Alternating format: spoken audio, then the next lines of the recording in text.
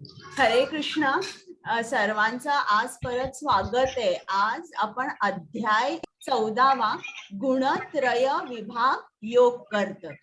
अध्याय चालू करण्या अगोदर मी मंगलाचरण म्हणते आणि मग आपण चालू करूया. हरे कृष्ण. सर्वांना मी अनम्यूट करते म्हणजे मग आवाज चांगला येईल.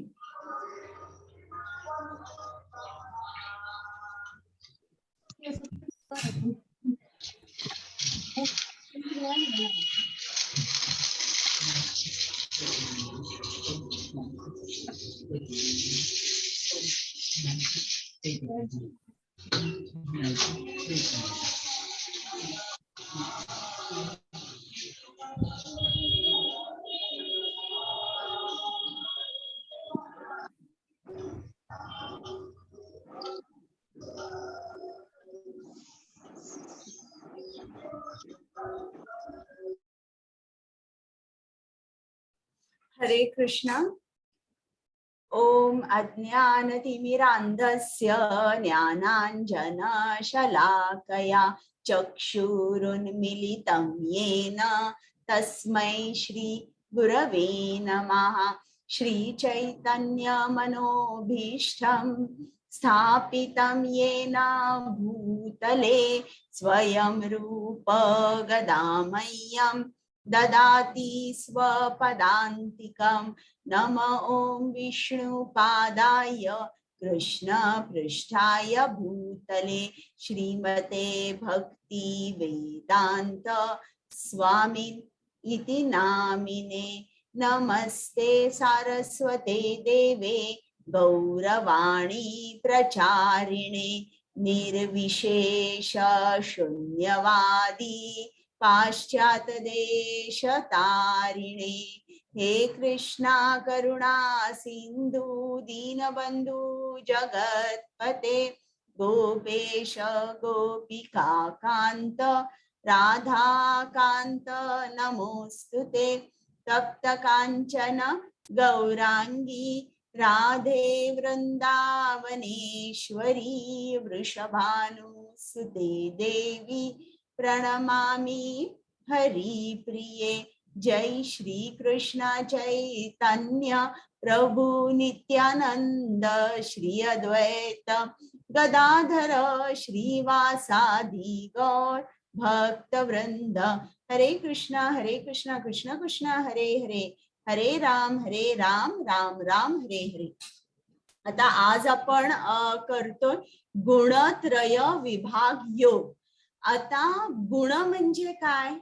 आपण मराठीत जर अर्थ बघितला ना तर गुण म्हणजे आपण म्हणतो ना एका माणसामध्ये खूप चांगले गुण आहेत, खूप वाईट गुण आहेत, त्या अर्थाने आपण हा गुण शब्द आपण समजतो.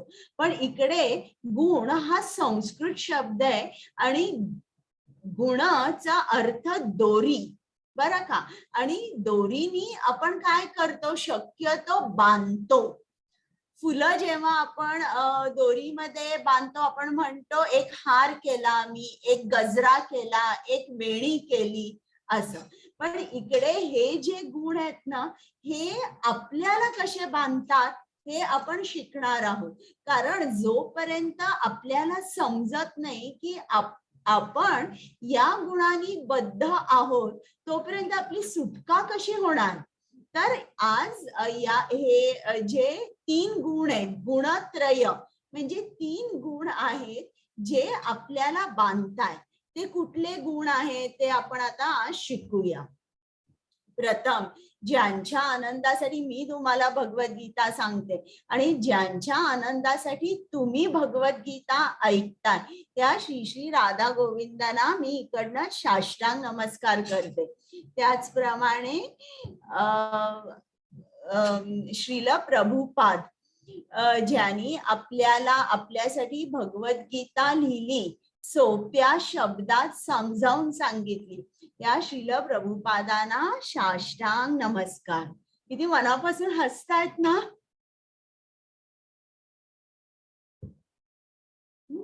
तर आता मी तुम्हाला अनम्यूट करायचा चान्स देते, म्हणजे तुम्ही बोलू शकाल. आता कालचा आपण 13वा अध्याय केला. कोण मला सांगेल की अर्जुनाने कुठले 6 प्रश्न विचारले?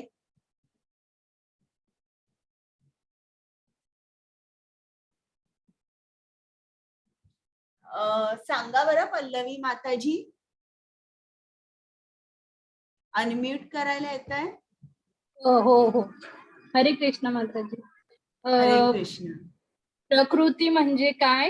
हा. पुरुष म्हणजे काय? क्षेत्र म्हणजे काय? क्षेत्रज्ञ म्हणजे काय? ज्ञान म्हणजे काय? आणि परमात्मा म्हणजे ज्ञेय म्हणजे काय? ज्ञेय म्हणजे काय? बरोबर, खूप छान सांगितलं. हा, मग त्याच्यानंतर प्रत्येक जे आहे ते श्रीकृष्णाने सांगितलं. क्षेत्र म्हणजे काय, आणि मग मीही तुम्हाला सांगितलं की क्षेत्र किती तत्वांचं बनलेलं आहे. कोण सांगेल? किती तत्व आहेत?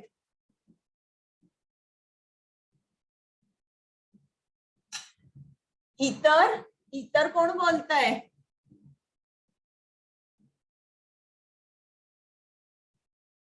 किती तत्व आहेत क्षेत्रामध्ये? सांगा पल्लवी माताजी.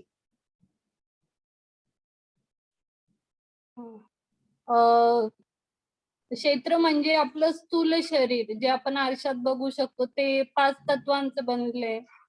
पृथ्वी, आकाश, अग्नी, वायू आणि पृथ्वी, आकाश. बरं, सरला माताजी सांगा. आवाज येत नाहीये तुमचा. अनम्यूट व्हा. अनम्यूट होता येत नाहीये का? एक मिनिट, मी हे देते. हा, आता होता येते का बघा अनम्यूट. 5वं पाणी माताजी, 5वं तत्व. 5. बरं बरं, चालेल. आता सरला माताजी बोला.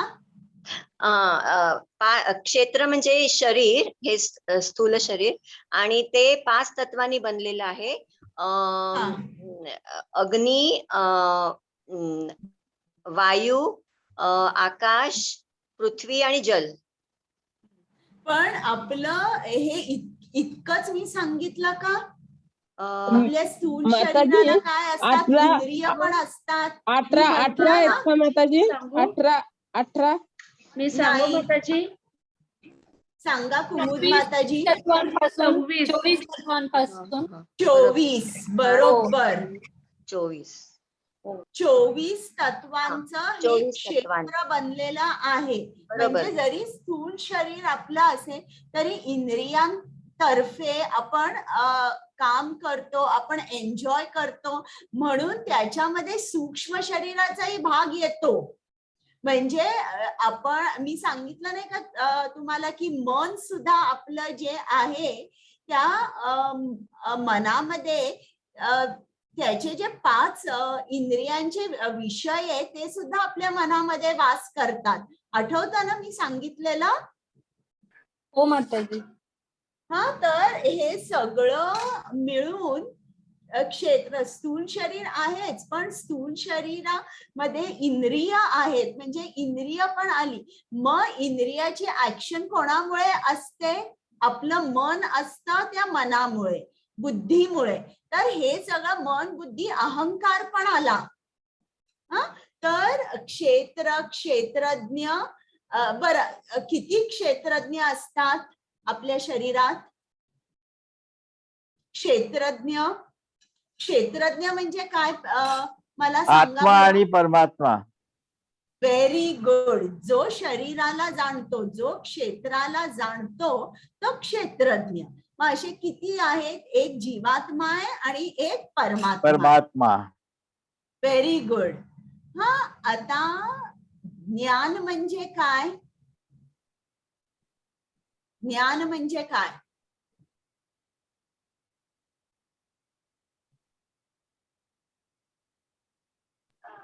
जो क्षेत्र आणि क्षेत्रज्ञाला ओळखतो त्याला ज्ञान म्हणतात. करेक्ट. पल्लवी माताजी, तुम्हाला काय सांगायचं आहे? हीच माताजी, क्षेत्र आणि क्षेत्रज्ञाला जो जाणून घेतो किंवा जो अभ्यास करतो याचा त्याला करेक्ट करेक्ट. जो क्षेत्र आणि क्षेत्रज्ञातला फरक समजतो.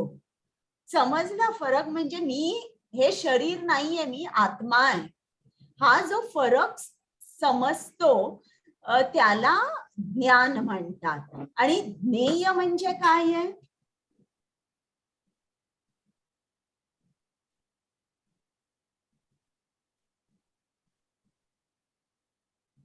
आता इतरांनी पण उत्तर द्या ना.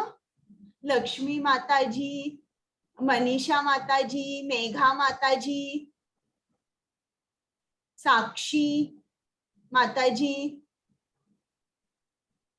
कोण उत्तर मला देणार आहे की ज्ञेय म्हणजे काय? पल्लवी माताजी. परमात्म्याला जाणून घेणं म्हणजे ज्ञेय. करेक्ट. ज्ञेय म्हणजे गोल, गोल ऑफ नॉलेज. आणि तुम्हाला माहितीये का, आपण जे काय करतो जर आपल्याला गोल माहित असेल ना, तर आपण व्यवस्थित त्या डेस्टिनेशन पर्यंत पोहोचतो. म्हणजे एखादा मुलगा 10वीत आहे आणि त्याला माहिती आहे की मला पुढे खूप मोठं शिकायचंय, मला सायंटिस्ट व्हायचंय. कोण म्हणेल मला इंजिनिअरिंगला जायचंय, कोण म्हणेल मला आर्ट्सला जायचंय, किंवा मला भाषा खूप आवडतात, मला त्या शिकायच्या. तर तुम्हाला गोल जेव्हा माहित असतो ना, जेव्हा तुमच्या मनामध्ये क्लॅरिटी असते की मला हे करायचंय, तेव्हा आपोआप आपण फोकस माइंडनी ते करू शकतो. बरोबर आहे की नाही? मी सांगते, तुम्ही रिलेट करू शकताय ना मी काय सांगते ते.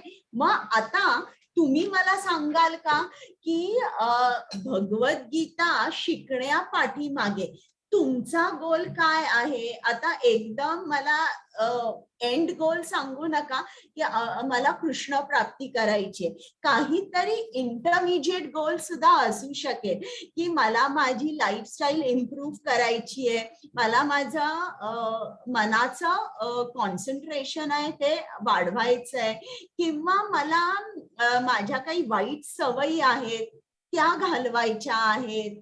मग आता तुमचा काय गोल आहे हे खूप महत्वाचं आहे. गोल असणार ना, तुम्ही कुठलं काहीही शिका, भलं तुम्ही एक दिवस सुद्धा शिका, पण तुम्हाला गोल माहित पाहिजे. आता कोण मला सांगू शकेल की तुमचा गोल काय आहे? सगळेजण पटापट सांगू शकतील का हात वर करून? मी सांगू माताजी? हा सांगा ना. लाईफ कसं जगायचं ते गोल आहे. बरं. मग Devidas Prabhuji? To gain the knowledge. Okay, to gain the knowledge. आणि इतर आणि कोण सांगताय? Deepanjali Mataji, Arya Mataji. Gain the knowledge. आणि कृष्णाला काय काय आवडतं ते मी त्याला देऊ शकेन हे मला शिकायचं. बरं. आणि कोणाला काय सांगायचंय? बरं, चालेल. म्हणजे तुम्हाला जेव्हा गोल माहित असतो ना, तेव्हा तुम्ही डेस्टिनेशन पर्यंत पोहोचू शकता. गोल माहित असणं फार महत्वाचं आहे. जर आपल्याला गोल माहित नसेल ना, तर आपण इकडे तिकडे जाऊ शकतो. एका मार्गावर आपण राहू शकत नाही till you know the goal. बरं का? आणि आता ज्याला माहिती आहे की गोल मला हे मिळवायचंय, असा स्टुडंटच he will be a good learner, म्हणजे he will be a good student. चांगला विद्यार्थी तो बनेल जेव्हा त्याला माहिती असेल की मला आयुष्यात हे बनायचंय.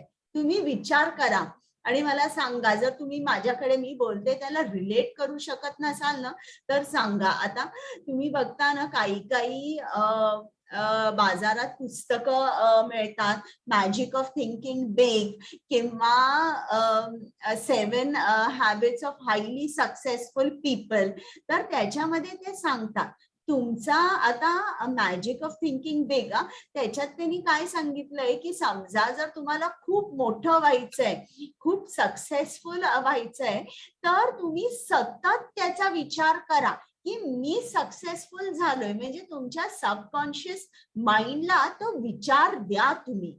आणि त्याचप्रमाणे आपण हेच प्रिन्सिपल कृष्णासाठी जर वापरलं, सतत आपल्याला काय पाहिजे, कृष्ण हवाय, मग सतत सतत कृष्णाचा विचार जर आपण केला तर निश्चित आपली प्रगती होईल. कारण आपल्या आत्मा जो आहे ना तो कृष्णाकडे कनेक्ट करू शकतो, तो मायाकडे कनेक्ट करू शकत नाही. तर आपल्याला एक लक्षात आलं पाहिजे की पहिल्यांदा गोल आपला वेल डिफाईन्ड पाहिजे, मला काय पाहिजे. ओनली देन तुम्ही या मार्गावर राहू शकाल की मला पुढे जायचंय, मला शिकायचं आहे, तुम्ही राहू शकाल. नाही तर तुम्ही असं म्हटलं की जस्ट मी आले बघायला काय आहे, तर ते it's not going to work out. म्हणजे मग ते जास्त हे करू शकणार नाही, म्हणजे तुम्ही जास्त इकडे राहू शकणार नाही. सरला माताजी, तुम्हाला बोलायचं होतं का काही? बोला. म्हणजे मला माझा गोल म्हणजे तुम्ही विचारत होता तर मी असा विचार करत होते की मला म्हणजे माझा का जन्म का झालाय, मला हे म्हणजे त्याचं नॉलेज पाहिजे मला की मी का आले, माझा जन्म का झाला, मी कोण आहे, तर ते मला ते नॉलेज बरं, पाहिजे असं. नाही मिळणार ते. चालेल. देवीदास प्रभूजी, तुम्ही बोलताय का काही? नाही, ते मिळणं कसं शक्य आहे की मी का आले? नाही, पण हे दिलेलं आहे, हे भगवद्गीतेमध्ये दिलेलं आहे. पुढे पुढे आता तुम्हाला समजणार आहे सरला माताजी. आता आपण असं कधी येऊ नये की असं जस्ट की I am going to check this out, हे काय आहे भगवद्गीता. नाही, हा वेल डिफाईन्ड गोल नाही. आता समजा जर आपण म्हटलं लग्न म्हणजे काय, आता I will check it out म्हणून मी लग्न करते, असं केलं तर कधीतरी लग्न टिकेल का? लग्न म्हणजे भरपूर रिस्पॉन्सिबिलिटी असते, आपल्याला आपली ड्युटी व्यवस्थित करावी लागते. त्याचप्रमाणे जो आपला गोल आहे तिकडे आपण चालत जाण्यासाठी आपल्याला माहित पाहिजे की मला ही गोष्ट हवी आहे, मगच आपण चालू शकतो. तर आता आपण हा 14वा अध्याय करूया आणि त्यात बघूया काय काय आहे. तर इकडे 3 गुणांबद्दल माहिती दिली आहे आणि आत्मा कसा बद्ध होतो. मग या गुणांची वैशिष्ट्ये दिलेली आहेत आणि त्या गुणामध्ये माणूस कसा वागतो आणि त्या गुणांचे परिणाम काय होतात. जेव्हा त्या गुणांमध्ये माणसाचा मृत्यू होतो तेव्हा काय होतं आणि गुणातीत या गुणांच्या पलीकडे आपल्याला कसं जाता येतं हे दिलेलं आहे. कुमुद माताजी. हरे कृष्णा. धन्य भगवान म्हणाले, सर्व ऋषी मुनींनी परम सिद्धी प्राप्त केली आहे, हे जाणून मी तुम्हाला हे परम ज्ञान सर्व ज्ञानापेक्षा श्रेष्ठ ज्ञान पुन्हा सांगेन. हरे कृष्ण. आता इकडे 9व्या अध्यायामध्ये जर तुम्ही बघितलं तर तिकडे राजविद्या राजगुह्य योग आहे. म्हणजे कृष्ण अर्जुनाला सांगतोय मी तुला सर्व ज्ञानांचा राजा जो आहे त्याबद्दल तुला सांगणार आहे आणि हे परम गुह्य ज्ञान तुला देणार आहे.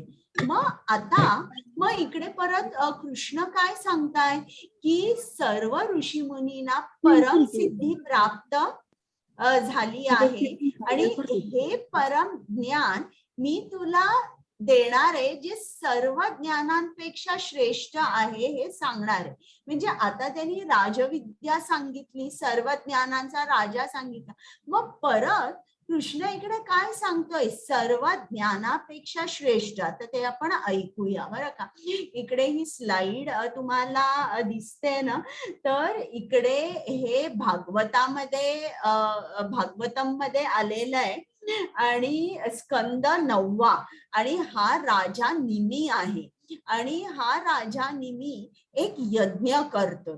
तर तो जेव्हा यज्ञ करतो तेव्हा हे जे 9 योगेंद्र आहेत, जे सिद्ध पुरुष आहेत, ते जिकडे जिकडे कृष्णासाठी यज्ञ जप किंवा जिकडे कृष्ण कथा चाललेली असते तिकडे तिकडे ते 9 योगेंद्र येतात. ते ब्रह्मांडात कुठेही फिरू शकतात, ते सिद्ध आहे. आणि मग ते आल्या आल्या निमी राजा जो आहे तो त्या सर्वांना आसन देतो, त्यांची पादपूजा करतो, नमस्कार करतो आणि त्यांना तो एक प्रश्न विचारतो. बघा, प्रश्न सुद्धा विचारायला आपल्याला बुद्धी लागते. तर राजा निमी आहे तो विचारतो की मी भागवत धर्म च पालन कसं करू, अशा तऱ्हेने मला भागवत धर्माचं पालन करायचं आहे की कृष्ण हा संतुष्ट होईल. म्हणजे बघा की हा जो निमी राजे हे कसे प्रश्न विचारायचे मोठ्या मोठ्या संतांना, ऋषीमुनींना. कुठला प्रश्न विचारायचे की मी भागवत धर्माचं पालन कसं करू ज्याने कृष्ण प्रसन्न राहील. म्हणजे कृष्णाची प्रसन्नता ही पहिली, आपली ही दुय्यम झाली. समजलं? आज आपण असा प्रश्न विचारू का कोणाला? आपण आपल्याबद्दल विचारू प्रश्न. पण इकडे बघा हे केवढे प्रगत राजे होते. आता आपण बघूया कृष्ण ज्ञानाबद्दल काय सांगतोय. हरे कृष्ण. कुमुद माताजी. हरे कृष्ण. या ज्ञानामध्ये स्थिर होऊन मनुष्य माझ्या स्वतः सारख्या दिव्य स्वभावाची प्राप्ती करू शकतो. याप्रमाणे स्थिर झाल्यावर मनुष्य सृष्टीच्या वेळी जन्म घेत नाही किंवा प्रलयाच्या वेळी व्यथित होत नाही. हरे कृष्ण. आता हे ज्ञान कृष्णाने का म्हटलेलं आहे सर्व ज्ञानापेक्षा श्रेष्ठ आहे, हे परम ज्ञान तुला सांगेन. कारण या ज्ञानाने माणूस एकदम स्थिर होतो. स्थिर म्हणजे fixed in knowledge. Fixed in knowledge म्हणजे त्याला कोणीही हलवू शकत नाही. तो चाललेला आहे गोलोक वृंदावन. बरं का. आता खूप मार्ग आहेत जायला, इकडनंही जाता येतं, तिकडनंही जाता येतं, पण तो इतका फिक्स्ड आहे, त्यांनी घेतलेला मार्ग तो सोडत नाही. काही झाल्याने तो मार्ग सोडत नाही. तो एकदम फिक्स्ड होतो, ज्ञानामध्ये स्थिर होतो असं दिलेलं आहे. म्हणजे स्थिर म्हणजे काय, आता समजा जर काल मी तुम्हाला सांगितलं की आता समजा जर मला लोकल ट्रेननी प्रवास करायचा आहे तर सगळेजण घरचे सांगतील की आता समजा तुझा आयफोन आहे ना तो घेऊन जाऊ नकोस किंवा साधा एखादा फोन ठेव, तो तू घेऊन जा तुला अगदी ट्रेननी प्रवास करायचा असेल तर. आता हल्ली असं सांगतात. माझ्याकडे आयफोन नाहीये पण तरी ही पद्धत आहे. उद्या आता माझा मुलगा असेल तर मी त्याला सांगेन असं. तर मला माहिती आहे की ती जी जागा आहे जिकडे गर्दीची जागा आहे, चोरी व्हायची शक्यता आहे. त्याचप्रमाणे कृष्णालाही माहिती आहे की ही सुद्धा हे जे भौतिक जग आहे इकडे माया येऊन या सगळ्यांचा हिरावून घेऊन जाईल. आता हिरावून घेऊन घेतल्यावर आपण फिक्स्ड कसे काय होऊ, नॉलेज मध्ये फिक्स्ड. आणि इकडे कृष्ण सांगतोय की मी तुला असं ज्ञान सांगणार आहे ज्याने तू स्थिर राहू शकशील. स्थिर राहणं आणि त्या मार्गामध्ये फिक्स्ड राहणं हे खूप खूप महत्वाचं आहे. नाहीतर आपण, आपल्याला जर ज्ञान नसेल तर आपण लगेच कुठला तरी दुसरा मार्ग घेऊ किंवा आपला प्रोग्रेस होणार नाही. पुढे. तर हे कुठलं ज्ञान आहे? आणि कृष्ण सांगतोय की या ज्ञानाने तुला माझ्या दिव्य स्वभावाची तू प्राप्ती करू शकतोस. आता इकडे भक्ती विनोद ठाकूर पण लिहितात, जे आपले भक्ती सिद्धांत सरस्वती श्रील प्रभुपादांचे गुरु, त्यांचे ते वडील होते भक्ती विनोद ठाकूर. तेही लिहितात आणि श्रीला प्रभुपादी सांगतात. समजा जर तुम्हाला असं जग माहिती असेल जिकडे जन्म, मृत्यू, जरा, व्याधी या 4 समस्या नाहीये, तर असं जर मी तुम्हाला सांगितलं असं जग आहे बरं का, जिकडे जन्म, मृत्यू, जरा, व्याधी नाही, जिकडे इतका स्ट्रगल नाही करावा लागत जीवनात. आज तुम्ही इकडे किती स्ट्रगल आहे तुम्हाला माहिती आहे का जीवनामध्ये, की हा स्ट्रगल आपण प्रत्येक जण करतोय. तर हे पुढेही कृष्णाने सांगितलेलं आहे. मग नंतर मी तुम्हाला तो श्लोक आला की दाखवीन की खूप स्ट्रगल चाललेला आहे. पण असं जर मी तुम्हाला सांगितलं अशी एक जागा आहे की जिकडे काहीही स्ट्रगल नाहीये, जन्म, मृत्यू, जरा, व्याधी नाहीये, असं जरी मी तुम्हाला सांगितलं तर तुम्ही त्यांनी मोहित होणार नाही, तुम्ही आकर्षित होणार नाही. पण तेच मी तुम्हाला ना, एक तुम्ही बघितलंय का केसरी टूर्स नाहीतर वीणा वर्ल्ड, त्यांचा ना असे मोठमोठे त्यांचे काय म्हणतात ते असं टीव्ही सारखा मोठा टीव्ही असतो, अगदी भिंती एवढा, आणि त्याच्यावर ते सगळं दाखवतात. स्वीडन, ऑस्ट्रेलिया आणि पॅरिस आणि सगळं हे दाखवतात. आणि सगळे स्नो कॅप माउंटन्स आणि अशी ट्रेन चाललेली आहे आणि केबल कार किंवा लहान मुलांचं ते डिस्नेलँड की डिस्नी वर्ल्ड, आणि ते बघून मला सांगा आपण आकर्षित होतो की नाही? सांगा बरं. होतो मॅडम, तुम्ही अनम्यूट करू शकता. होतो माताजी. होतो. आणि आपल्याला वाटतं ना की हो बाबा आपण ना कधीतरी आपण युरोप टूर करूया, कधीतरी आपण इकडे जाऊया असं वाटतं. पण श्रील प्रभुपाद सांगतात की असं समजा जर मी वैकुंठाबद्दल सांगितलं, मी गोलोक वृंदावनाबद्दल सांगितलं की खरोखर ही खूप छान जागा आहे, तर कोणीही त्यांनी मोहित होत नाही, आकर्षित होत नाही. मग असं का होतं की का लोक मोहित होत नाही, आकर्षित होत नाही? कारण त्यांच्या हृदयामध्ये अनर्थ आहे. आता इकडे ते एक स्लाइड दाखवली आहे बघा, ही वैकुंठामधली स्लाइड आहे. आणि इकडे तुम्ही बघितलंय का की त्यांचं म्हणजे प्रत्येक बाईचं, पुरुषाचं तिकडे वर्णन दिलेलं आहे की तिकडच्या बायका कशा असतात. त्या खूप सुंदर असतात दिसायला.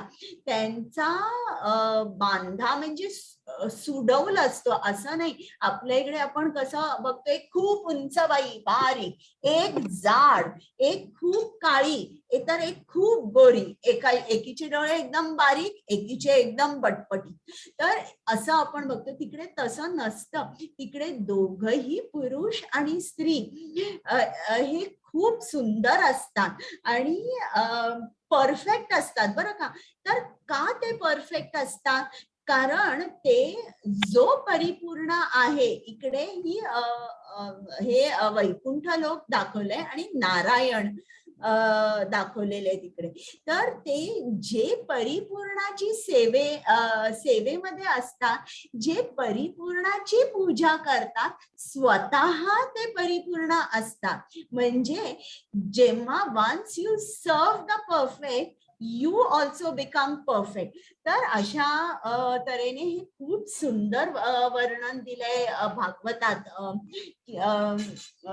वैकुंठ लोकाचा. तर मला वेळ झाला ना तर मी कधीतरी तुम्हाला उद्या कृष्ण त्याच्या प्लॅनेट बद्दल सांगणार आहे बरं का, गोलोक वृंदावन.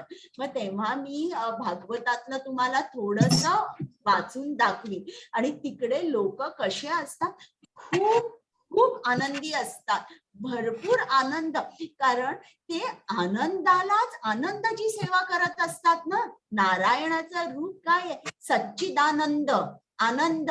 तर जेव्हा ते आनंदाची पूजा करतात ते स्वतः त्यांना तितकाच आनंद होतो. आणि तिकडे तुम्हाला इकडे दाखवलंय नवरा बायको हे दिवसभर व्यस्त काय असतात, मला नारायणाची पूजा करायची आहे. आणि हे त्यांना इतर कुठलीही इच्छा नसते. तर आता इकडे कसं असतं, इकडे आपल्या इकडे एकदम उलट असतं बरं का. या जगामध्ये असा एक फोबिया असतात लोकांना. त्यातला एक फोबिया म्हणजे चिरोफोबिया. चिरोफोबिया म्हणजे आता समजा जर एखादा माणूस असेल तर त्याला खूप आनंद आणि खूप सुखी आहे, तोही एक फोबिया आहे बरं का. मग ते त्यांना माहिती आहे की हॅपीनेस नंतर सॅडनेस, आनंदानंतर दुःख, ही सायकल चालू असते. म्हणून जेव्हा ते खूप आनंदी असतात तर ते खूप काळजी करतात, खूप काळजी करतात की आता मी आता दुःखी होणार आहे, ही त्यांना खूप काळजी लागते. ही आपली कंडिशन आहे. समजलं का तुम्हाला? ही आपली कंडिशन आहे. आणि आपण कसं पाहिजे 24/7 आनंदी, कारण आपण त्या आनंदाकडे, त्या आनंदाची सेवा करतोय, त्याच्याकडे जातोय जो परिपूर्ण आहे.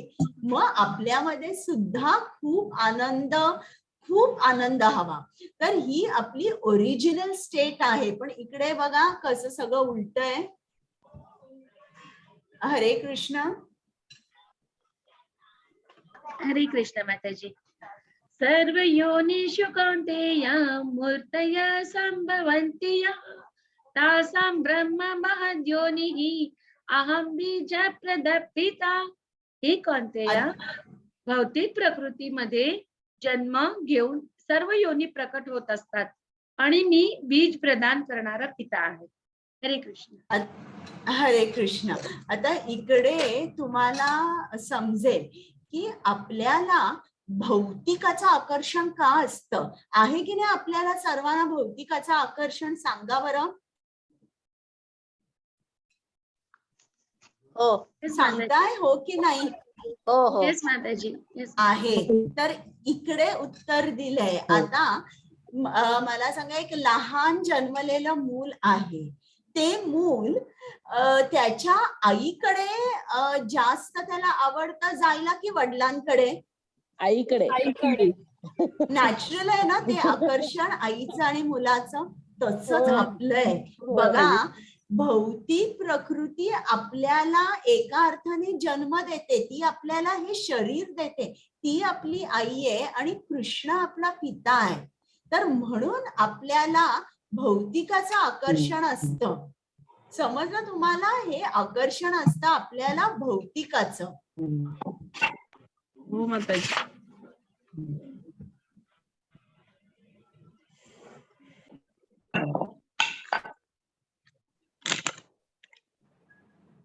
हरे कृष्ण. हरे कृष्ण. सत्व रजस्तम इति गुणा प्रकृति संभवः निबध्नन्ति महाबाहो देहे देहिनम् अव्ययम्. भौतिक प्रकृती सत्व, रज आणि तम या 3 गुणांनी बनलेली आहे.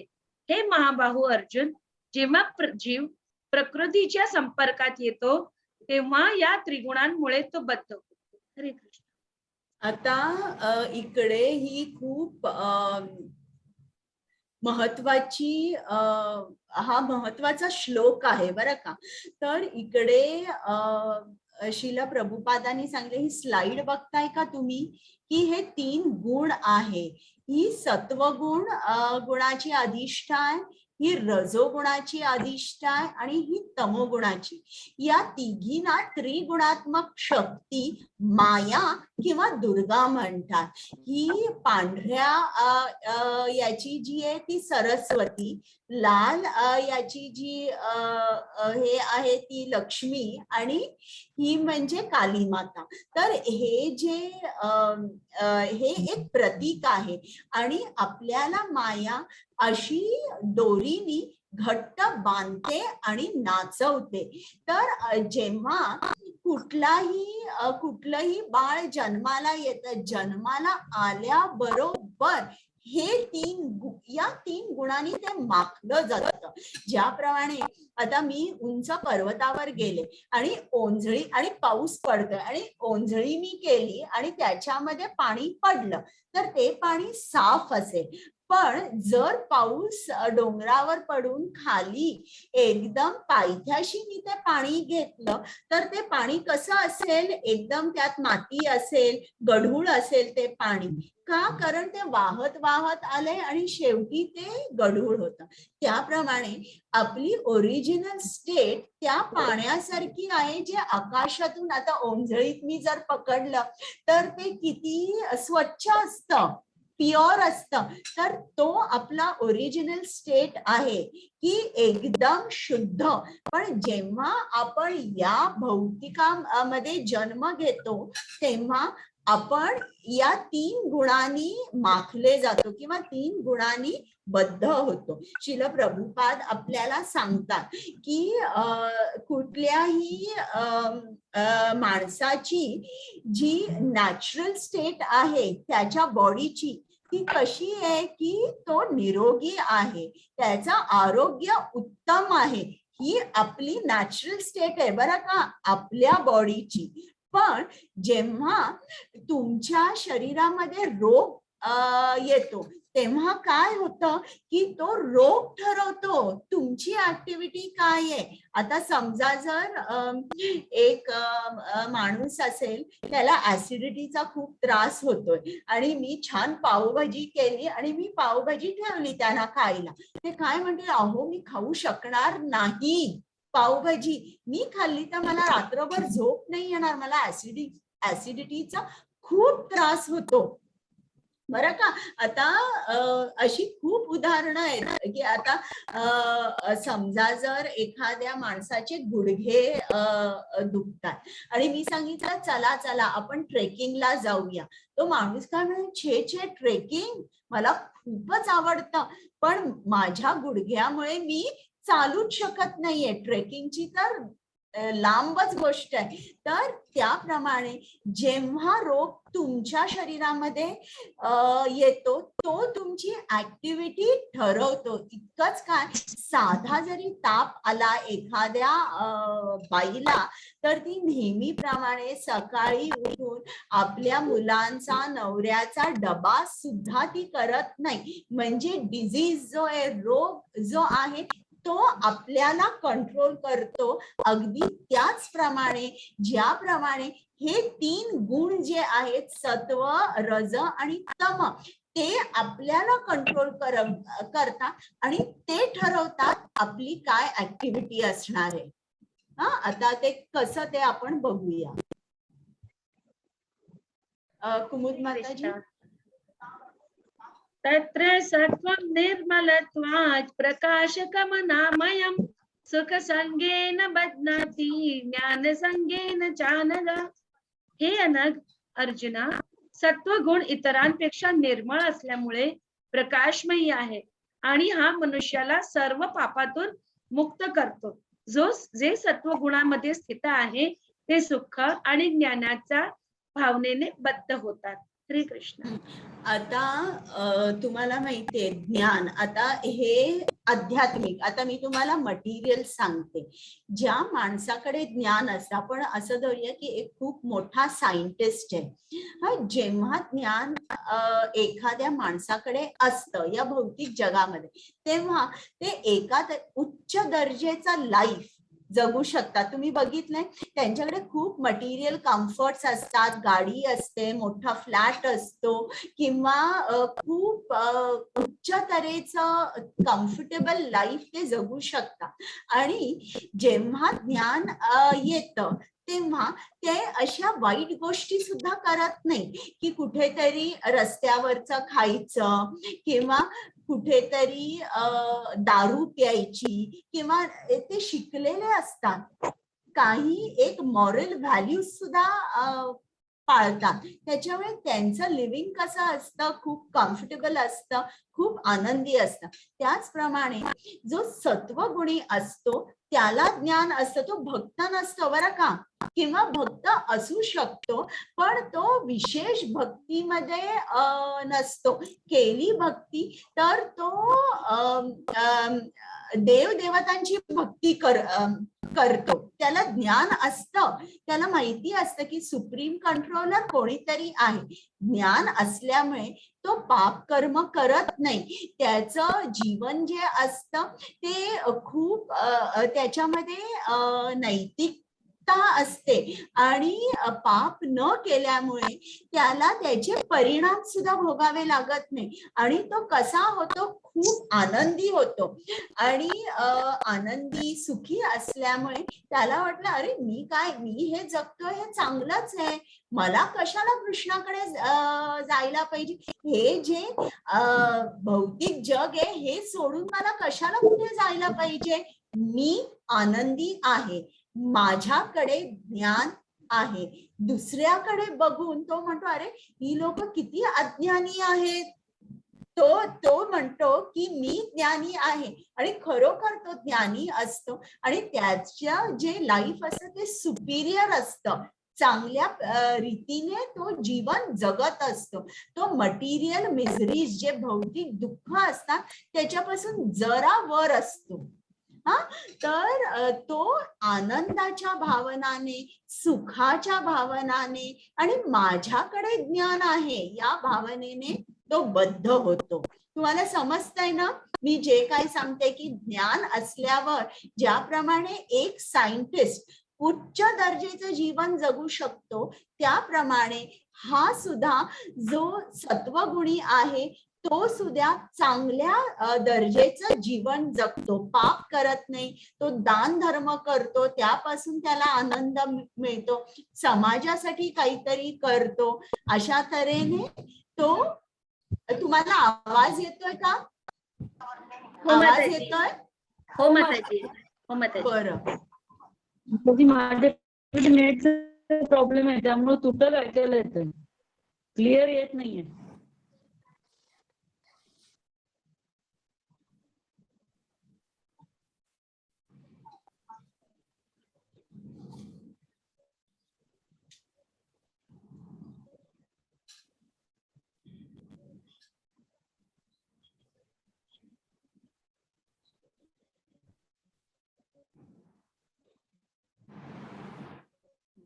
तर इकडे त्यांनी सत्वगुणी माणूस दाखवलेला आहे की त्याला फळं आवडतात आणि तो त्याला शांत, जिकडे शांतता आहे असं अटमॉस्फिअर त्याला आवडतं. आता आपण बघूया रजोगुणी कसा आहे. तो कसा आहे कुमुद माताजी? हरे कृष्णा. रजो रागात्मकं विद्धि तृष्णा संग समुद्भवम् तन्निबध्नाति कौन्तेय कर्म संगेन देहिनम्. हे कौन्तेय, असंख्य वासना आणि महत्वाकांक्षामुळे रजोगुण उत्पन्न होतो आणि यामुळे देहधारी जीव सकाम कर्माशी बांधला जातो. हरे कृष्ण.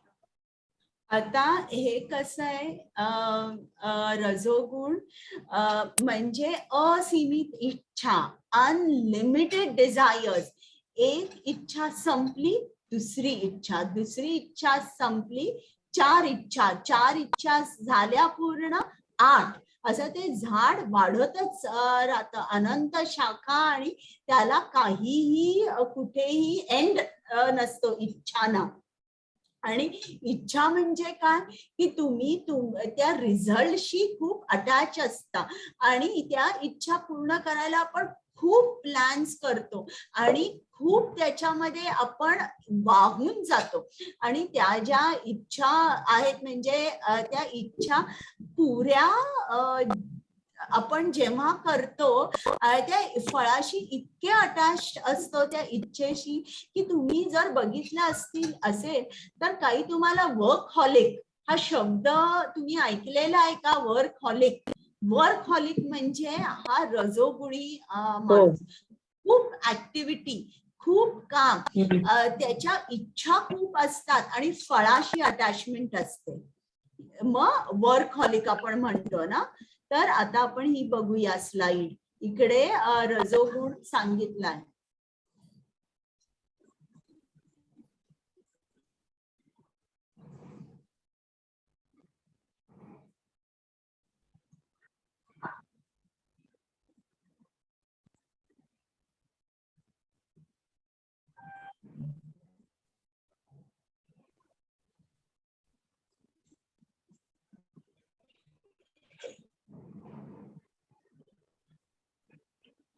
आवाज नाही माताजी व्हिडिओला. आवाज नाही आला? नाही आवाज नाही हे येते. माताजी आवाज नाही येते. बरं बरं बरं, मी परत हे करते.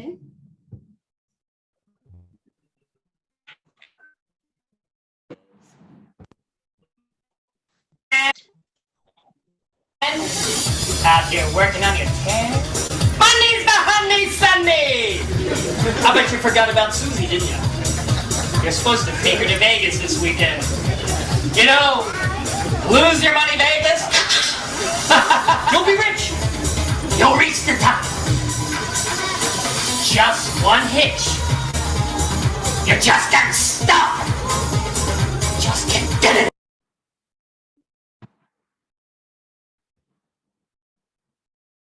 आता कुमुद माताजी. हरे कृष्ण माताजी.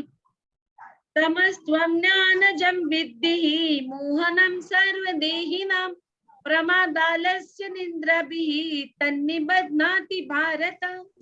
हे भारता, अज्ञानापासून उत्पन्न झालेला तमोगुण हा सर्व देहधारी जीवांचा मोह असल्याचे जाण. प्रमाद, आळस आणि निद्रा हे तमोगुणाचे परिणाम आहेत व ते बद्ध जीवाला बंधनकारक करतात.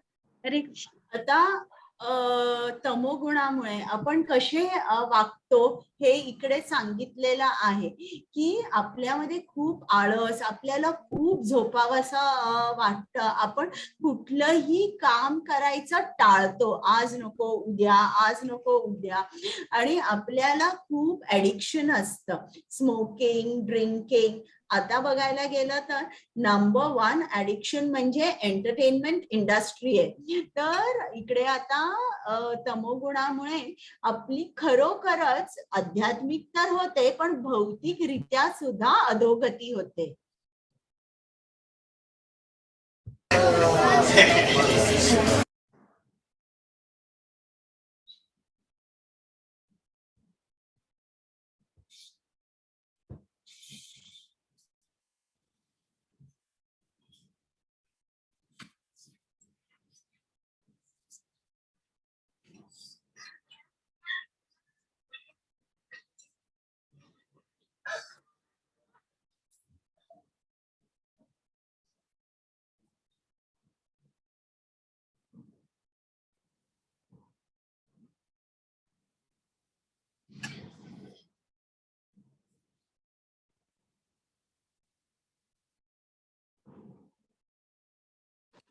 Again, no voice.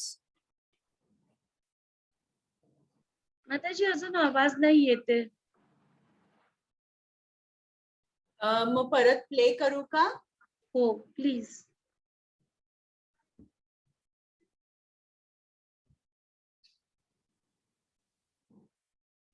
येतोय आवाज आता? नाही माताजी.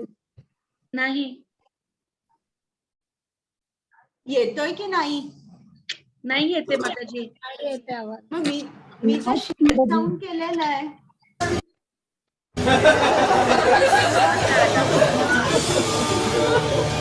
I think you just need to chill with me. I got 6 packs in the fridge, play some video games, watch some TV, shut the curtains and just shut out the world. Sounds good, huh?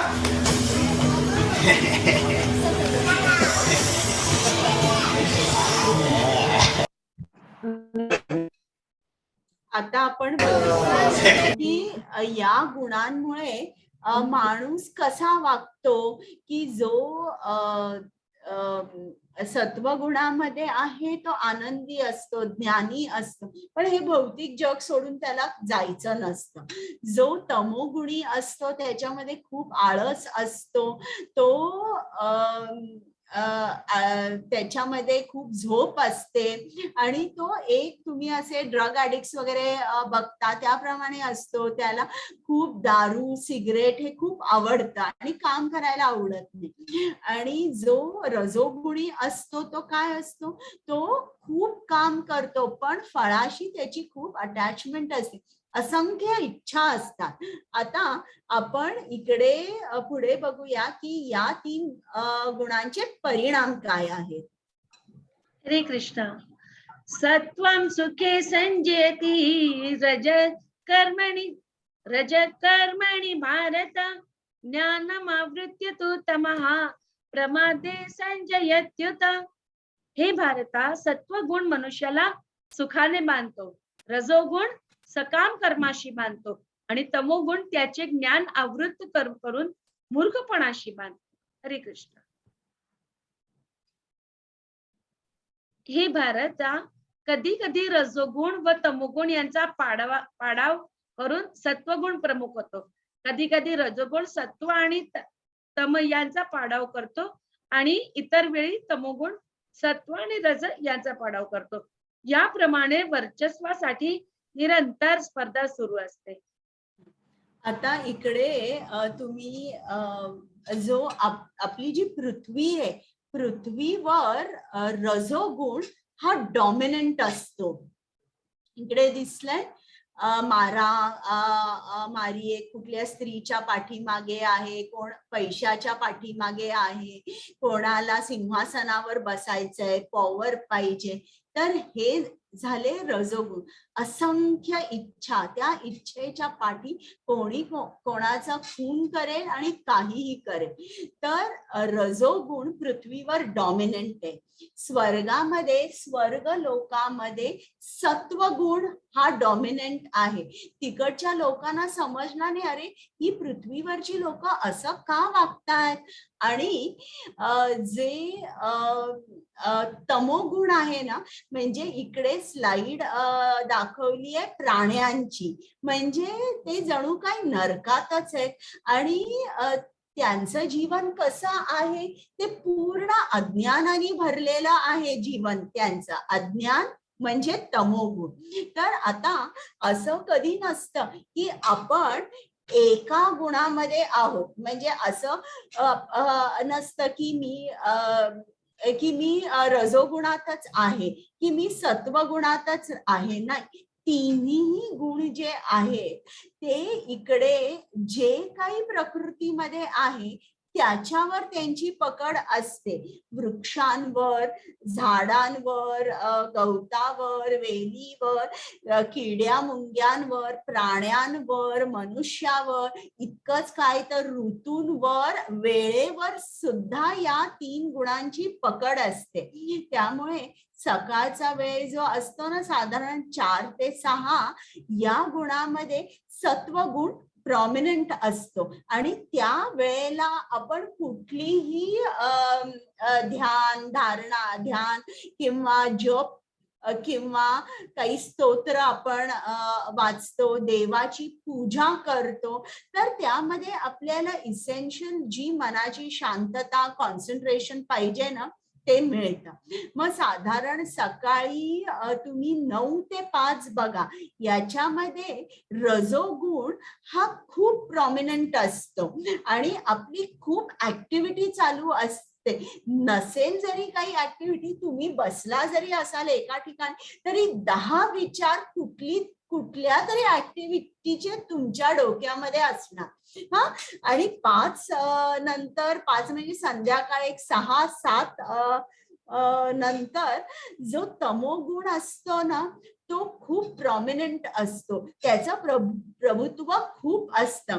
आणि तेव्हा कसे होतो आपण, जरा sluggish होतो, आहे ना एवढं काम, चल आज आता मी नाही करत, उद्या करते, असं आपण म्हणतो. आणि इच्छा जरी नसेल तरी रात्री 10ला 11ला बसल्या ठिकाणी तुमचे डोळे मिटतील. म्हणजे का हे होतंय? तमोगुणामुळे होतंय. तुमची इच्छा आहे की माझा जप झाला नाही, मला जप करायचा, पण तमोगुणाची पकड इतकी स्ट्रॉंग असते की तुम्ही काही करू शकत नाही. तमोगुण तुमची ऍक्टिव्हिटी डिसाइड करतो, नाही आता झोपायचं. तो तुमची ऍक्टिव्हिटी डिसाइड करतो. ज्याप्रमाणे रोग एखाद्या माणसाच्या शरीरात शिरला की रोग सांगतो की ऍक्टिव्हिटी कशी असणार आहे या माणसाची. तर या तिन्ही याच्यामध्ये गुणांमध्ये स्पर्धा चालू असते. आणि इकडे त्यांनी दाखवलंय आत्मा, जीवात्मा आणि हे तिन्ही रजोगुण, सत्वगुण, तमोगुण त्याला आपल्या ठिकाणी खेचतायत. त्याचमुळे आता जर तुम्ही बघितलं असेल की आपण ठरवतो की सकाळी 4ला लवकर उठायचं, जप करायचा, पण आपल्याला उठायला त्रास होतो. हे तुम्हाला जाणवतंय का सर्वांना? हो माताजी, मला होतंय रोज. वाटत नाही. खूप होतं वाटतंय. माताजी, तर अतिशय होतं. हे का आहे? कारण आपण तमोगुणात आहे बरं का.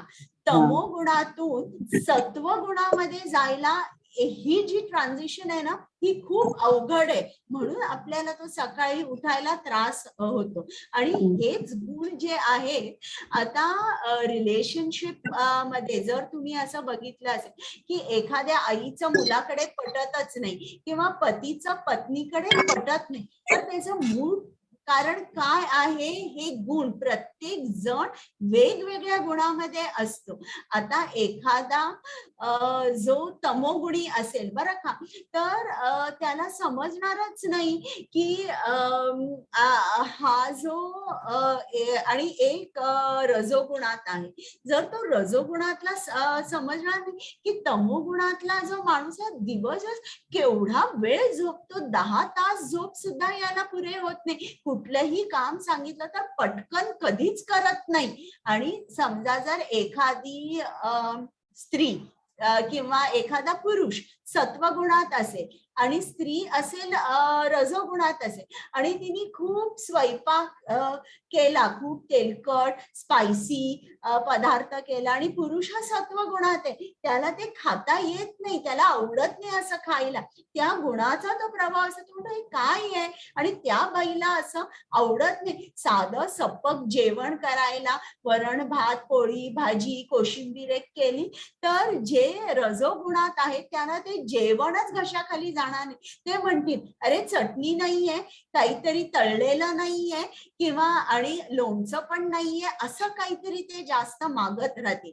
तर हे तुम्हाला मी बेसिक सांगितलंय, पण ते आणि डीप जातं. म्हणजे एखादा सत्वगुणी असेल तो समजू शकणार नाही. रजोगुण माणूस अरे केवढ्या इच्छा आणि आकांक्षा आहे, आणि रजोगुणातला माणूस समजू शकणार नाही. सत्वगुणातल्या माणसाला अरे हा काहीच काम करत नाही, याला फक्त शांत आवडतं सगळं, काही कामात मला मदत करत नाही, मला एवढ्या इच्छा आहेत हे करावं ते करावं. या माणसाला इच्छाच नाही आहेत काही. हे या 3 गुणांचा हा पूर्ण प्रभाव आहे. हरे कृष्ण. हरे कृष्ण. जेव्हा देहाची सर्व द्वारे ज्ञानाने प्रकाशित होतात तेव्हा सत्वगुणाच्या प्रकटीकरणाचा अनुभव येऊ शकतो. हरे कृष्ण. आता देहाला 9 द्वारे असतात बरं का, आणि त्यांनी हे असं शरीर जे आपलं आहे त्या शरीराची तुलना एका राज्याबरोबर केलेली आहे. आणि या राज्यातला जो राजा आहे तो म्हणजे जीवात्मा. म्हणजे असं भागवतात म्हटलंय, the embodied soul lives in a city of 9 gates.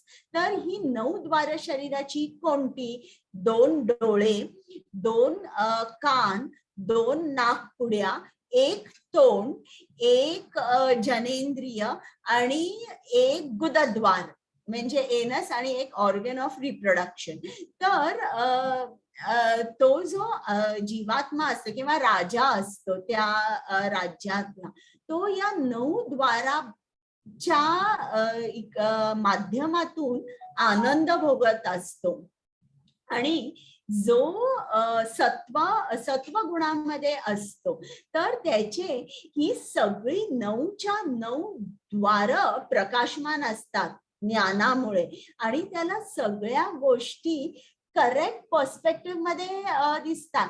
म्हणजे जेव्हा तो बघतो तेव्हा त्याला बरोबर समजतं काय उचलायचं काही नाही. तो ऐकतो तेव्हाही त्याला समजतं हे बरोबर नाहीये, हे बरोबर आहे. आणि आता समजा जर 2 मित्र चालले असतील आणि एका मित्राने सांगितलं अरे बघ काय मस्त थ्रिलर आहे, चल आपण पिक्चरला जाऊया. आता जो सत्वगुणी माणूस आहे तो बघतोय की पिक्चरला 3 तास जाऊन मला काहीही मिळणार नाहीये, काही नाही मिळणार आहे. मला पिक्चर मधून आनंद मिळतच नाही, तो घेतच नाही आनंद अशा सिनेमा वगैरे किंवा चीप थ्रिलर्स मधून नाही. तर तो राईट पर्स्पेक्टिव्ह मध्ये गोष्टी बघू शकतो आणि तो ज्या गोष्टींचा जो वापर करायचा असतो तो अचूक करू शकतो, कारण तो सत्वगुणामध्ये आहे. तर हे त्यांनी खूप छान दिलंय. भागवतम मध्ये सांगितलंय ज्याप्रमाणे सैनिक एखाद्या राज्यामध्ये त्यांचा जो मुख्य प्रवेशद्वार असतो त्या प्रवेश द्वारातून आत येतात, त्याचप्रमाणे जेव्हा एखादा माणूस वृद्ध होतो तेव्हा या 9 गेट्स द्वारेच रोग शरीरामध्ये प्रवेश करतो. म्हणून डोळ्यांची तुमची जी बघण्याची जी विजन पॉवर असते ती कमी होते, कानाला हिअरिंग एड्स लागतात, दात खोटे लागतात. तर असं प्रत्येक जे द्वार असतं ना ते हळूहळू त्याची शक्ती कमी होते. कुठलाही रोग त्या गेट द्वारे शरीरामध्ये शरीरामध्ये करतो. तर हे आहे की ज्याची सर्व द्वारे प्रकाशमान झालेली असतात, म्हणजे ज्याला ज्ञान असतं तो सत्वगुणात असतो. हरे कृष्ण कुमुद माताजी. हरे कृष्णा. हे भरतर्षभ, जेव्हा रजोगुणामध्ये वृत्ती होते तेव्हा अत्याधिक आसक्ती, सकाम कर्म, महत् प्रयास, अनियंत्रित इच्छा आणि आलसा इत्यादी लक्षणे उत्पन्न होतात. हरे कृष्ण. म्हणजे आता हे काय समजून सांगायला नको ना, इच्छा आपल्यामध्ये असल्या की तो तुम्ही समजा रजोगुण आहे, असंख्य इच्छा, आणि माणूस काय करायला लागतो त्या इच्छांची पूर्ती करायला सकाम कर्म, खूप प्रयास, म्हणजे प्रयत्न केला पाहिजे पण जो खूप प्रयास होतो ना वर्कहॉलिक, आणि सतत त्याचा विचार माणूस करू लागतो, लालसा, हे सगळे जे नेगेटिव्ह इमोशन्स आहेत त्या माणसामुळे रजोगुण तमोगुणामुळे येतात. इच्छा पूर्ण नाही झाल्या की क्रोध होतो, आणि मग ते तुम्हाला माहिती आहे की सायकल कशी होते, बुद्धी भ्रमित होते. हरे कृष्णा. हरे कृष्ण. हे कुरुनंदन, जेव्हा तमोगुणामध्ये वृद्धी होते तेव्हा अंधकार, निष्क्रियता, मूर्खपणा आणि मोह हे प्रकट होतात. हरे कृष्ण.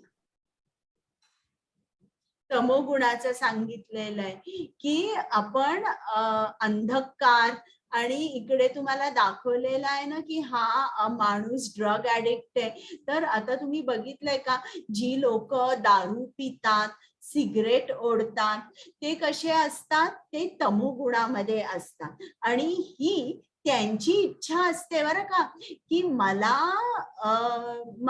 दारू प्यायची आहे, मला सिगरेट ओढायची आहे. ते बघतात आजूबाजूला त्यांचे मित्र किंवा मैत्रिणी पब मध्ये जातात, खूप मजा करतात, आणि मग त्यांची सुद्धा इच्छा होते की मला सुद्धा मजा करायची आहे. आणि मग प्रकृती त्यांच्यासाठी ते सगळे फॅक्टर्स आणते आणि त्यांना तमोगुण प्रदान प्रदान करते. आणि मग हे जे सगळे स्मोकिंग ड्रिंकिंग वगैरे जे आहे ही लोक एन्जॉय करतात. आता एखादा जो माणूस आहे सत्वगुणामध्ये तो दारूच्या बाटलीला हात सुद्धा लावणार नाही. म्हणून त्या आत्म्याची इच्छा असते की मला ड्रिंक्स घ्यायच्या आहेत, मला स्मोकिंग करायचंय. त्याच्यामुळे प्रकृती त्याला तो गुण प्रदान करते, तमोगुण, म्हणजे तो एन्जॉय करू शकतो या गोष्टी.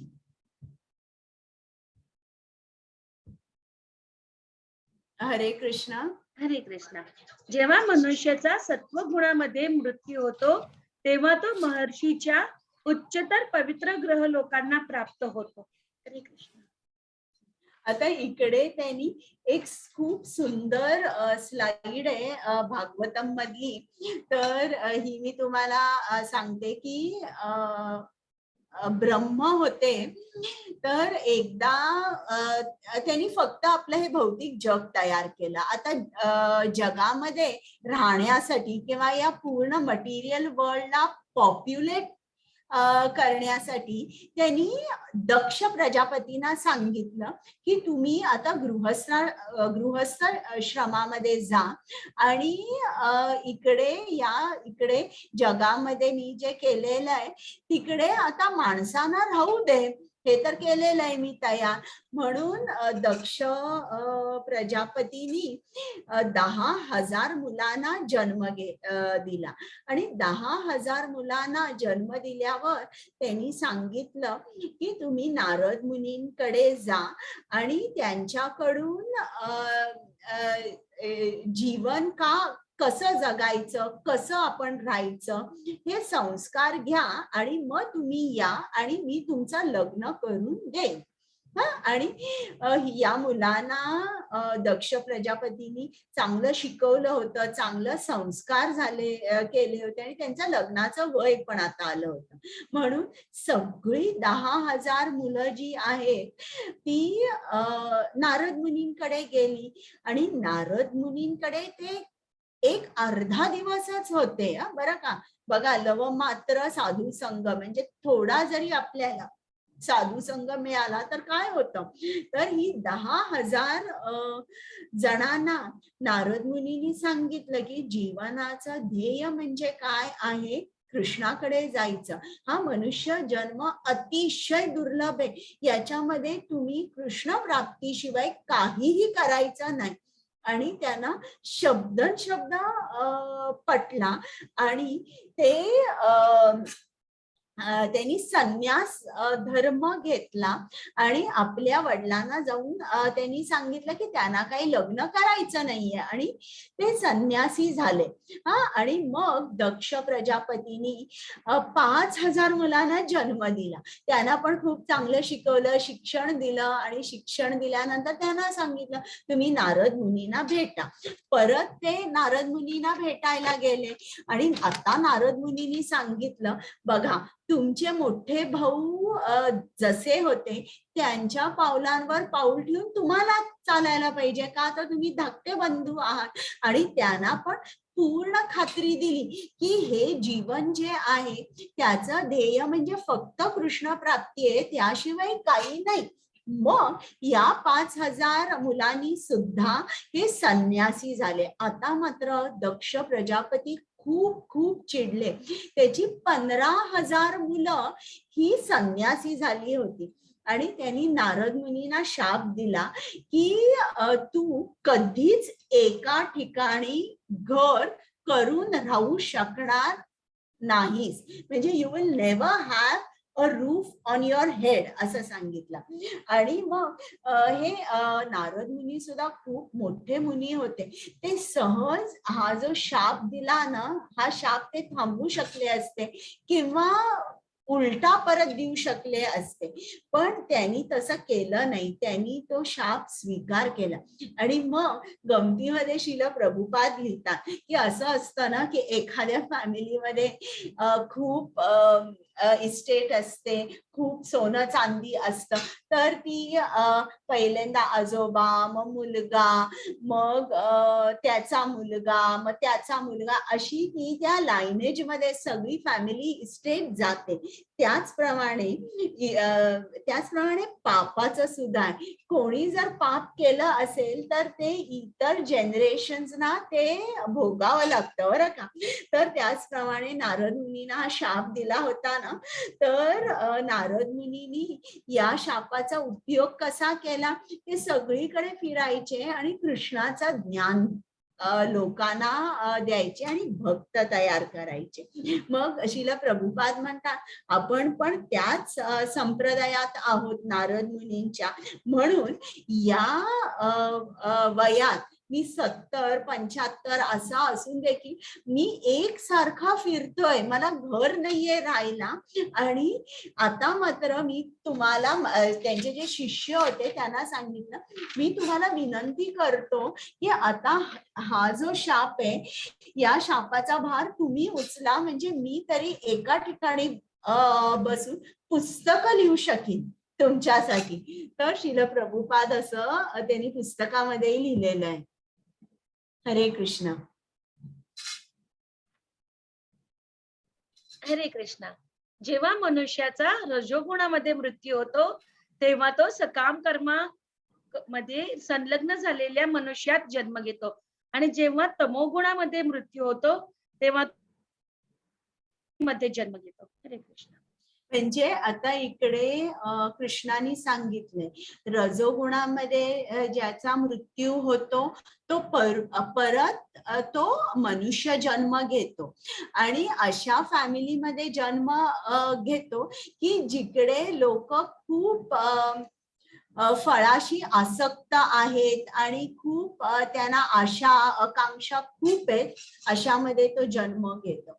आणि तमोगुणामध्ये मृत्यू होतो तेव्हा तो पशु योनीमध्ये जन्म घेतो. आणि जेव्हा तो सत्वगुणामध्ये त्याला मृत्यू येतो तेव्हा तो उच्च ग्रहांवर वास करतो. हरे कृष्ण. हरे कृष्ण. कर्मणा सुकृतं स्याहान सात्विकं निर्मलं फलं रजसस्तु फलं दुःखं अज्ञानं तमसः फलं. पुण्यकर्माचे फळ शुद्ध असते आणि ते सत्वगुणामध्ये असल्याचे म्हटले जाते, परंतु रजोगुणामध्ये केलेल्या कर्माचे फळ म्हणजे दुःख आहे. सॉरी, हा वाचा. तर तमोगुणामध्ये केलेल्या कर्माचे फळ म्हणजे मूर्खपणा आहे. हरे कृष्ण. सत्वगुणापासून वास्तविक ज्ञान उत्पन्न होते, रजोगुणापासून लोभ उत्पन्न होतो आणि तमोगुणापासून प्रमाद, मोह आणि अज्ञान उत्पन्न होतात. हरे कृष्ण. तर आता बघितलं की सत्वगुणापासूनच आपल्याला ज्ञान मिळतं. जर आपल्याला ज्ञानाची प्राप्ती करायची असेल तर आपण सत्वगुणामध्ये पहिल्यांदा स्थित झालं पाहिजे.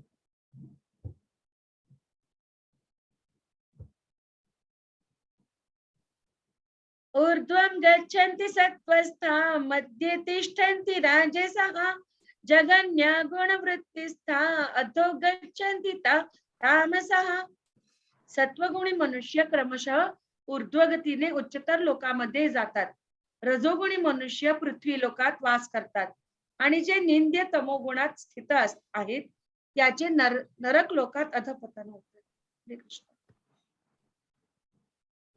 आता इकडे स्लाइड्स दाखवलेल्या आहेत की तुम्ही जर तमोगुणात स्थित असाल किंवा तमोगुणी असाल तर काय होतं, तुम्ही नरकामध्ये जाता.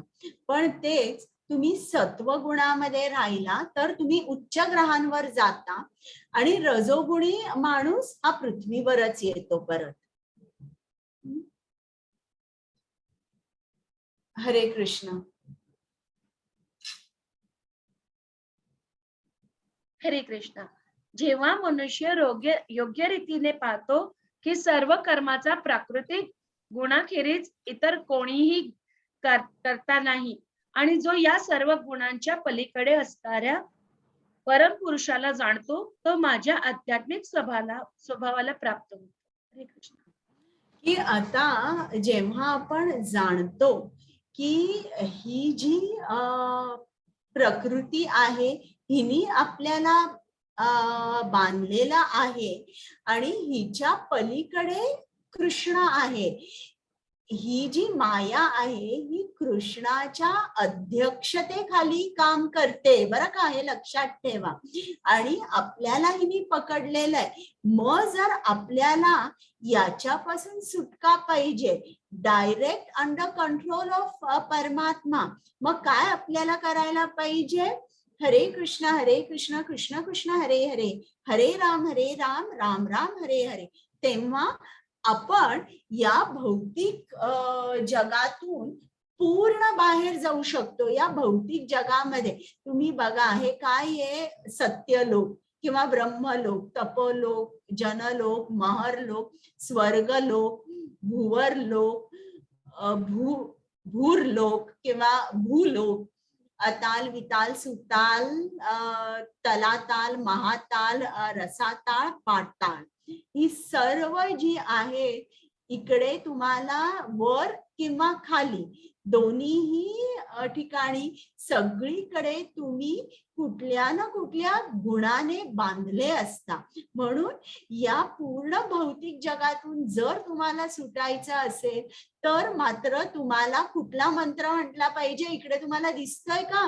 हा मंत्र हा तुम्हाला या भौतिक जगाच्या बाहेर घेऊन जाईल.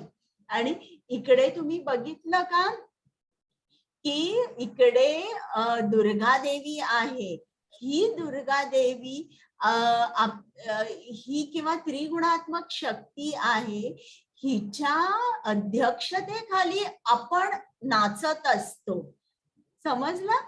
इकडे शंकर आहेत आणि आपण आपल्याला काय करायचंय? आपल्याला या जगात राहायचं नाहीये आणि आपल्याला याच्या बाहेर पडणं खूप अवघड आहे. जणू काही दोन वॉचमन असल्यासारखं दुर्गा देवी आणि शंकर हे आहेत. आणि आपल्याला जर आपण बाहेर जायचा प्रयत्न केला तर परत पाठवतात. पण जे भक्त आहेत त्यांना मात्र कोणीही हात लावू शकत नाही. जेव्हा आपण हरे कृष्णाचा मंत्र म्हणतो, ही त्रिगुणात्मक शक्ती आपल्याला बांधू शकत नाही. आपण डायरेक्ट कृष्णाच्या कंट्रोल खाली येतो आणि तेव्हा हे काही आपल्याला करू शकत नाही. हरे कृष्ण. हरे कृष्ण. जेव्हा देहधारी जीव भौतिक शरीराशी संबंधित या त्रिगुणांच्या पलीकडे जाण्यास समर्थ होतो तेव्हा तो जन्म मृत्यू जरा आणि त्यापासून होणाऱ्या दुःखातून मुक्त होऊन याच जीवनात अमृताचा उपभोग घेऊ शकतो. हरे कृष्ण. म्हणजे आता जर आपल्याला हे जे 3 गुणांनी आपल्याला जे बांधलेलं आहे ते बंधन जर आपल्याला तोडायचंय तर हरे कृष्ण मंत्राचा वापर करावा लागतो. आणि हे बंधन तोडणं म्हणजे काय? जन्म मृत्यू जरा व्याधी या दुःखांपासून आपण मुक्त होतो.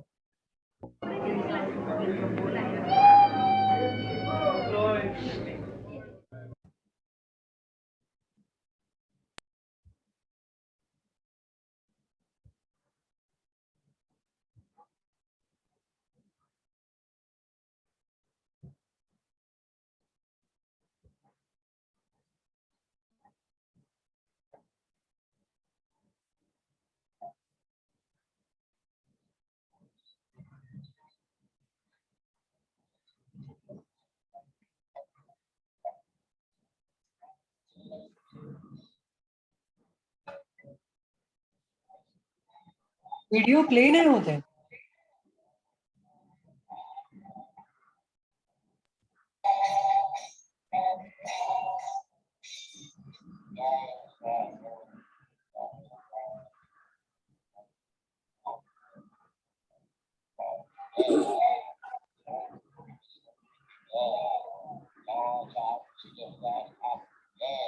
व्हिडिओ पॉज आहे माताजी. आवाज येतोय पण व्हिडिओ नाही प्ले झालेला.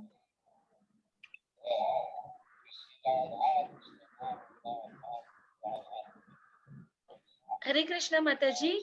व्हिडिओचा काय? आवाज येतोय पण व्हिडिओ चालत नाहीये. व्हिडिओ दिसत बरं नाही. आता तर व्हिडिओ नाही दिसत. बरं बरं बरं आता दिसतोय का? नाही, आता तर व्हिडिओ चालला गेला. स्क्रीन दिसत नाहीये माझी. ते हे दिसतंय माताजी, ते 21वा आहे. श्लोकची हा, स्क्रीन दिसतीये. 14.21 श्लोक दिसतोय ना? मग ठीक आहे, तो आपण आता व्हिडिओ नको बघूया कारण तो खूप मोठा आहे. बरं वाचता कुमुद हो माताजी? माताजी, हो माताजी. अर्जुनाने विचारले, हे प्रभू, त्रिगुणाच्या अतीत असणारा मनुष्य कोणत्या लक्षणाने ओळखला जातो? त्याचे आचरण कसे असते आणि तो प्राकृतिक गुणाच्या पलीकडे कसा जातो? हरे कृष्ण. आता अर्जुनाने विचारले की या 3 गुणांच्या पलीकडे कसं जायचं आणि असा माणूस कसा असतो, त्याची लक्षणे कशी असतात, त्याचं आचरण कसं असतं, जो 3 गुणां अतीत असतो. आता बघूया कुमुद माताजी. हरे कृष्ण.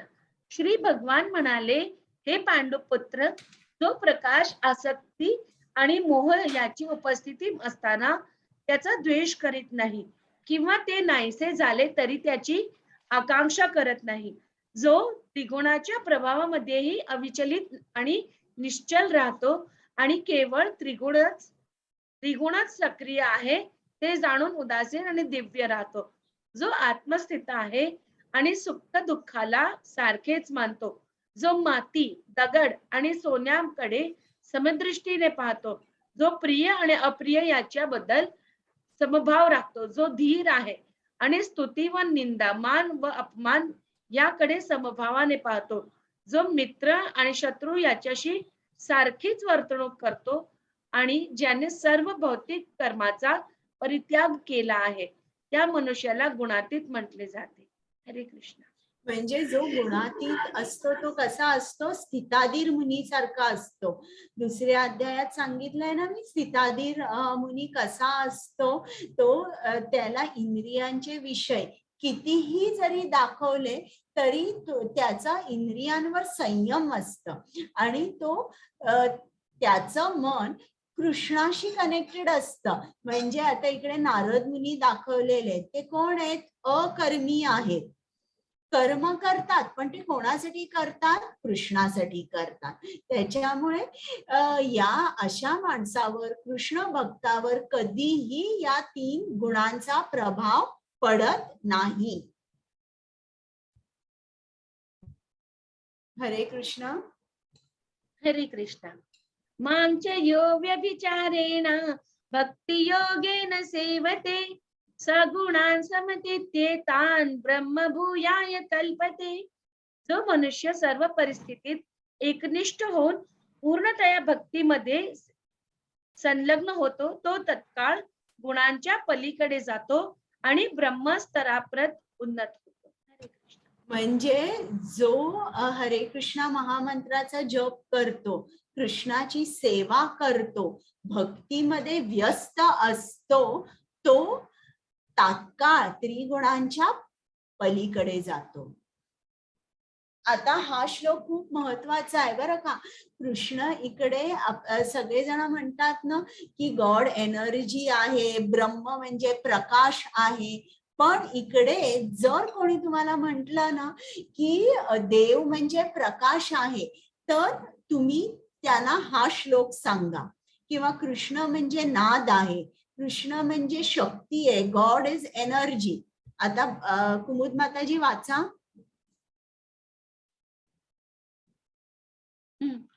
ब्रह्मणो हि प्रतिष्ठाहम् अमृतस्य व्ययस्य च शाश्वतस्य च धर्मस्य सुखस्य कांतिकस्य च. आणि परम सुखाची स्वाभाविक स्थिती असणाऱ्या अमृत, अव्यय आणि शाश्वत निर्विशेष ब्रह्मज्योतीच आधार मी आहे. म्हणजे ब्रह्मज्योती किंवा ब्रह्मतेज जे आपण म्हणतो ना, कृष्णाच्या शरीरातून शरीराभोवती खूप तेज आहे, ज्याला ब्रह्मज्योती आपण म्हणतो. पण या ब्रह्मज्योतीचा आधार, या प्रकाशाचा आधार कोण आहे? तर कृष्ण आहे.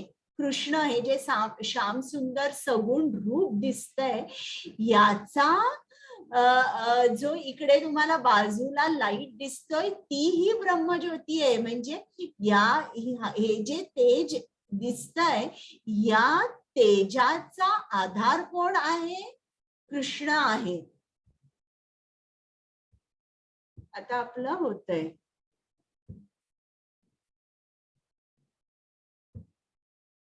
आता आपला झाला हा चॅप्टर. तर यात आपण काय बघितलं? 3 गुणांनी आत्मा बद्ध होतो.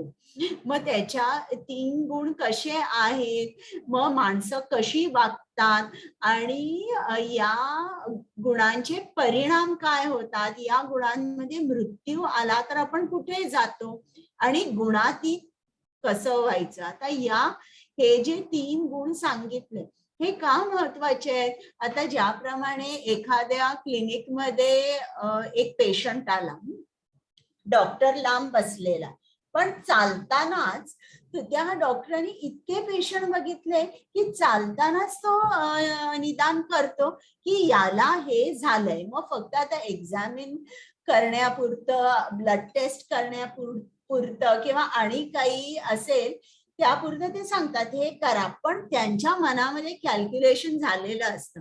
तसं तुम्हाला सुद्धा लगेच ओळखता आलं पाहिजे की अरे हा माणूस ना तमोगुणी आहे, हा रजोगुणी आहे, मी यांच्या बरोबर संग ठेवणार नाही, जितकं लागेल तितकंच बोलीन, पण मी त्यांच्याबरोबर मिक्सअप होणार नाही. का?